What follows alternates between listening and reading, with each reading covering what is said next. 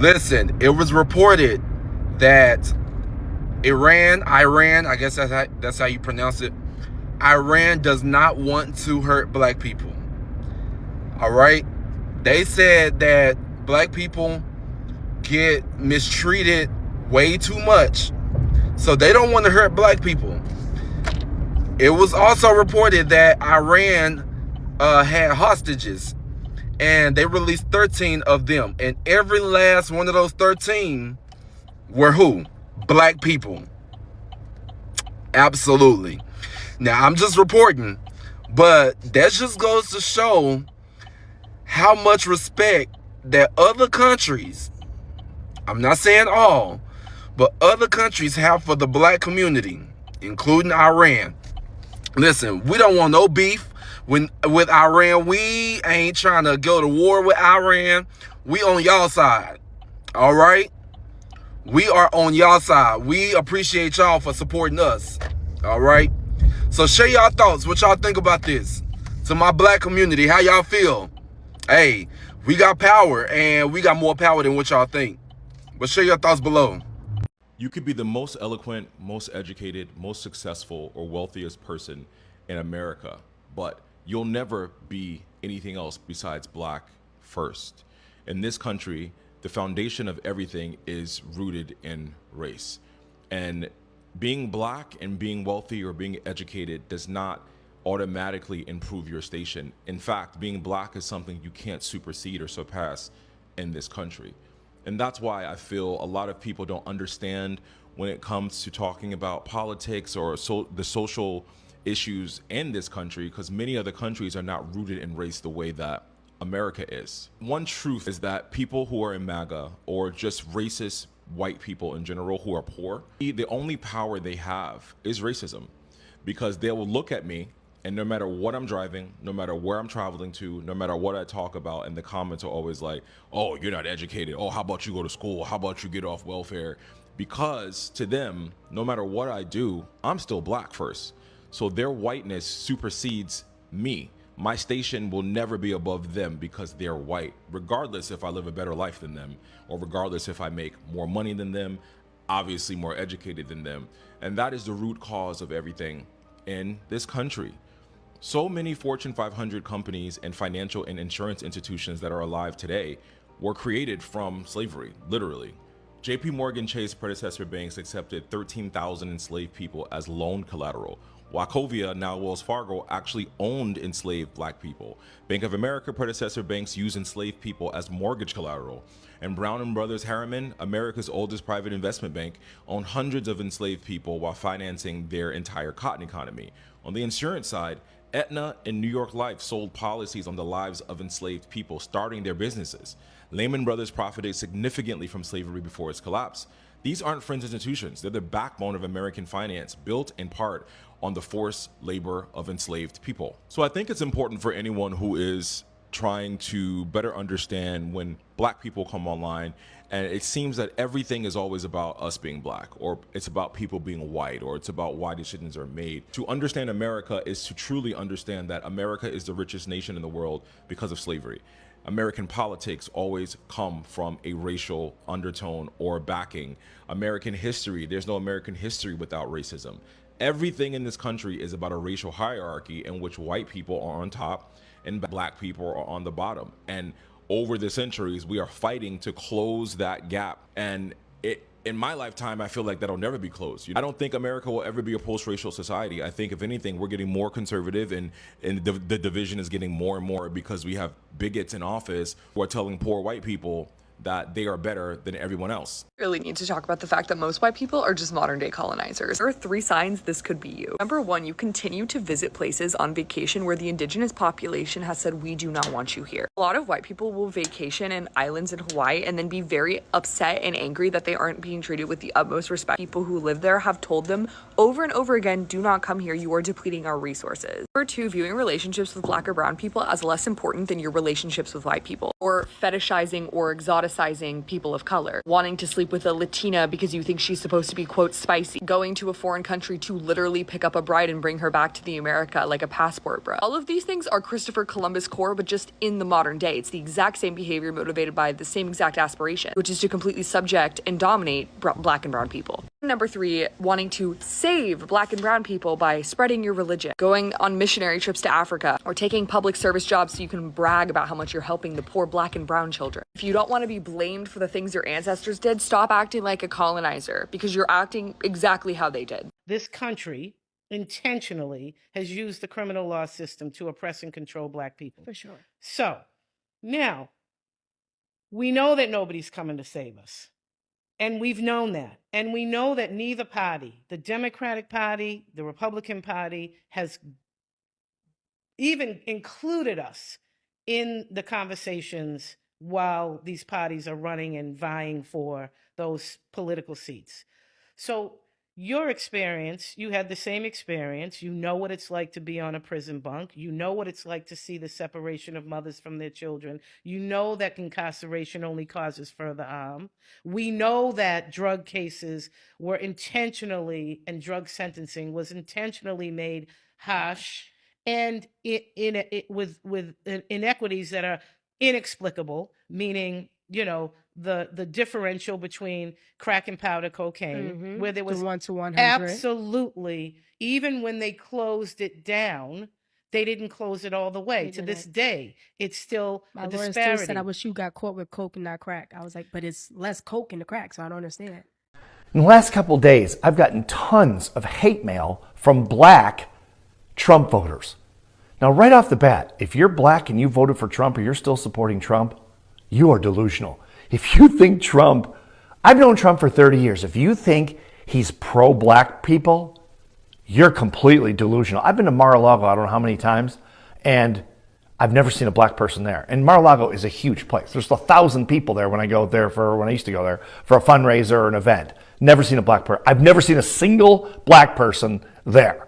Okay, Trump is not a fan of black people, but you probably didn't see this. If you're still supporting him, you probably didn't see how he snuck this in a couple of days ago. So a couple of days ago, if you're not familiar, Trump pulled back the law that kept federal workers in federal buildings from segregating bathrooms, drinking fountains, work areas from blacks and whites or any other race. Okay, it was always black and white, but that's what the law says. He pulled it.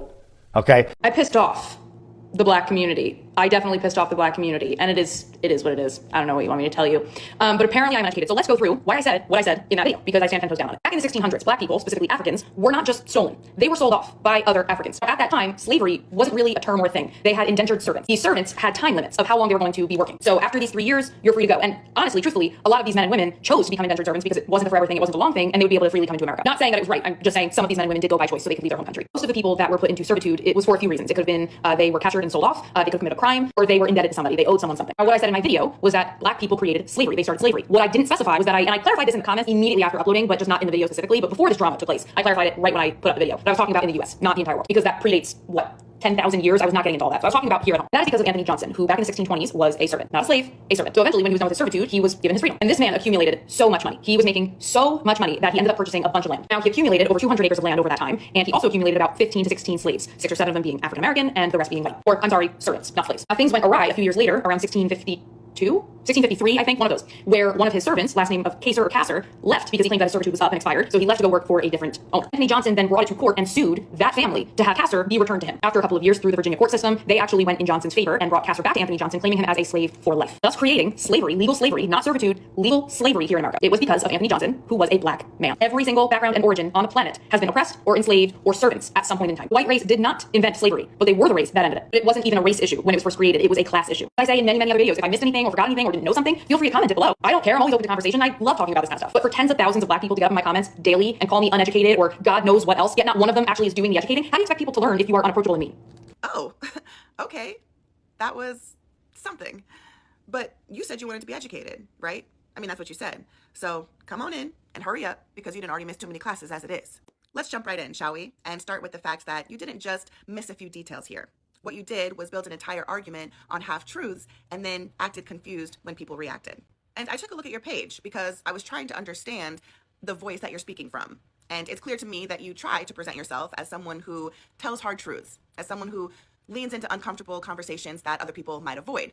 But what you said wasn't controversial, it wasn't bold, it was incorrect. And what really stood out to me is how you tried to frame it as confidence, opening with, "I'm standing 10 toes down," which is ironic because your first instinct was to borrow language rooted in Black culture, while speaking negatively about Black commenters just to make your point feel more solid than it actually was. But I digress. Because the way you ended the video told a completely different story. You said, "Educate me. Hey, I love these conversations. Don't just get on here and be mean." But your words and your delivery are completely incongruent. Your tone is defensive, and there's a level of condescension in how you speak, followed by a pivot into victimhood the moment people respond. That's not standing 10 toes down. That's you realizing that the response wasn't what you expected, so you're trying to soften the impact. If you really loved these conversations, right? If you actually wanted to learn and teach others, you wouldn't speak in that level of arrogance to the very people whose ancestors were impacted by over 400 years of this brutal history. And those people, by the way, have every right to feel emotional about it. The real question is, why are you? So this isn't about people being mean. It's about you speaking boldly on something that you're not fully informed on, and then asking for softness the moment that you're corrected. Now let's get into your claims, because this is where things really start to fall apart, okay? You first say that you didn't want to get into the slavery that existed outside of America because it was too much and it went too far back. But then you brought it up multiple times, but only when it supported your point. So which is it? Is it too much to get into, or is it something that you're comfortable using when it helps your argument? Because you can't selectively pull from a broader history to support your point and then ignore that same history when it complicates it. You reached outside of America to say that Africans sold Africans and that slavery existed before it became racial. And I already know that your next move will say, well, that wasn't real slavery, it was indentured servitude. But if that's the case, then you can't use it to support your argument in the first place. Either it counts as part of the history or it doesn't. Because the moment you pull from that broader timeline, you also then have to acknowledge that systems of enslavement existed long before America, which effectively means that Black Americans could not have created it as you claim. The real truth is that no one race or group invented slavery or back then indentured servitude. It shows up independently across multiple civilizations thousands of years before America even existed. So you can't have it both ways. Either we stay within the context of American slavery or we include the full global history. But the moment you open that door, your entire argument collapses. So we'll focus on American slavery. Next, your entire argument hinges on the idea that Anthony Johnson, a Black man, won a court case in 1655, and somehow that means that Black people created slavery in America. Yes, he was a Black man who won a court case, but using that to claim Black people created slavery completely ignores the fact that the legal framework, the court systems, and the power structures making that ruling possible were already being built and controlled by white colonial authorities. That case didn't create the system. It operated within a system that was already taking shape. If anything, it honestly just shows how the colonies were already shifting toward lifetime servitude and how those courts were willing to enforce it. One case inside of a system does not equal authorship of the system. And what you completely fail to mention are cases like John Punch in 1640, 15 years before your Anthony Johnson example. He was a Black man sentenced to lifetime servitude while the white men with him only received extended contracts. That's one of the earliest legal distinctions between Black and white labor in the colonies. That's the foundation of racial slavery, not Anthony Johnson. You then go on to say that slavery wasn't about race, it was about class. And yes, early on there were systems that looked like that. But in America, it was intentionally transformed into something else. Laws were put into place to make Blackness synonymous with enslavement. And that didn't just happen because one Black man won a court case. This required legislation. It required court rulings, plural, policies that were written, enforced, and expanded over time. Make no mistake, this was a system that had to be codified, built piece by piece, decision by decision, until Blackness itself became the condition for lifelong, inheritable enslavement. That was not accidental, and it wasn't created in a single moment, but it was constructed here, in the colonies, by white power structures. You also brought up that all races were enslaved at one point, and yes, different groups experienced forms of enslavement throughout history, but the way you're using that point makes it seem like you're trying to equalize these experiences, and they're not the same, not even close. What was built in America wasn't just another version of what existed before. The scale, the permanence, and the racialization of it were fundamentally different. So collapsing all of that into everyone experienced slavery doesn't clarify anything. It actually just erases the horrific reality of what actually happened.